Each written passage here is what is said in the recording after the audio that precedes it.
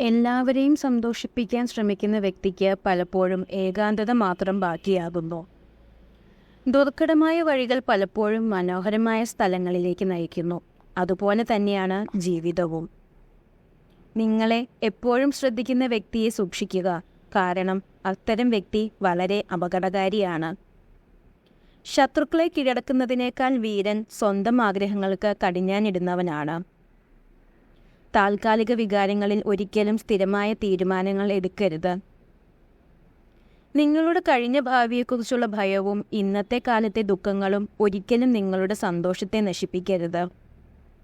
ജീവിതത്തിൽ എന്തു തന്നെ സംഭവിച്ചാലും ആളുകളോട് നല്ലവരായിരിക്കുക. നല്ലവരായിരിക്കുക എന്നത് അതിമനോഹരമായ സ്വഭാവ സവിശേഷതയാണ്.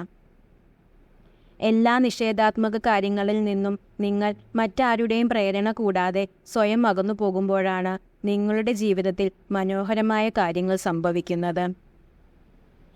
ഒരിക്കലും ആരെയും അമിതമായി ആശ്രയിക്കരുത്. പുതിയ ആളുകളെ കണ്ടെത്തുമ്പോൾ എല്ലാവരും മാറുന്നു.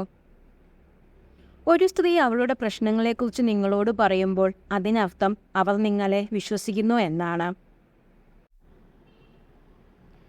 വിദ്യാർത്ഥി എന്നത് നിങ്ങൾ അറിവ് നിറയ്ക്കേണ്ട ഒരു പാത്രമല്ല, മറിച്ച് നിങ്ങൾ തീ പകരേണ്ട ഒരു വിളക്കാണ്. ഒരിക്കൽ പോലും പരാജയപ്പെടാത്ത ഒരാളും പുതിയതൊന്നും പരീക്ഷിച്ചിട്ടില്ല. പ്രവൃത്തി വാക്കുകളേക്കാൾ ഉച്ചത്തിൽ സംസാരിക്കുന്നു. ഇഷ്ടമില്ലാത്ത കാര്യങ്ങളിൽ നിർബന്ധിക്കപ്പെടുമ്പോൾ ആരുതന്നെയായാലും നോ പറയാനുള്ള അവകാശം നമുക്കുണ്ട്.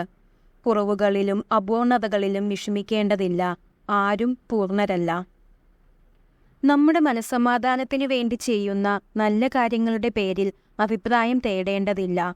നമ്മുടെ ആശയങ്ങൾക്കും വിശ്വാസങ്ങൾക്കും വേണ്ടി നിലകൊള്ളുന്നതിൽ വിട്ടുവീഴ്ച ചെയ്യരുത്.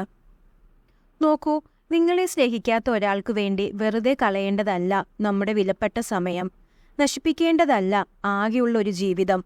നമുക്ക് ചുറ്റും ഒന്ന് കണ്ണോടിക്കുക. എത്രയധികം പേരാണ് നമ്മളെ സ്നേഹിക്കുന്നത് എന്ന് മനസ്സിലാക്കാൻ കഴിയും. നമ്മളെ ഉപേക്ഷിച്ചു പോകുന്നവർക്ക് ഈ ലോകത്ത് അവർ ആഗ്രഹിക്കുന്ന രീതിയിൽ ജീവിക്കാൻ കഴിയുന്നുവെങ്കിൽ നമുക്ക് അതിൽ ഒരു പടി കൂടി നന്നായി ജീവിക്കാൻ കഴിയും എന്ന് മനസ്സിലാക്കുക. സ്നേഹം എന്തെന്നറിയാത്തവരോട് സ്നേഹത്തിനായി യാചിക്കരുത്. അതിൽ പരം വിഡ്ഢിത്തം മറ്റൊന്നില്ല. തിരക്കിലാണ് എന്നൊരാൾ പറഞ്ഞാൽ പിന്നെ അയാളെ ശല്യപ്പെടുത്തരുത്. കാരണം തിരക്ക് കഴിഞ്ഞ് അവർ തിരിച്ചു വരും. അങ്ങനെ വന്നില്ലെങ്കിൽ അങ്ങോട്ട് വീണ്ടും തിരക്കി ചെല്ലരുത്. കാരണം അവർ നിങ്ങളെ ഒഴിവാക്കിയതാണ്.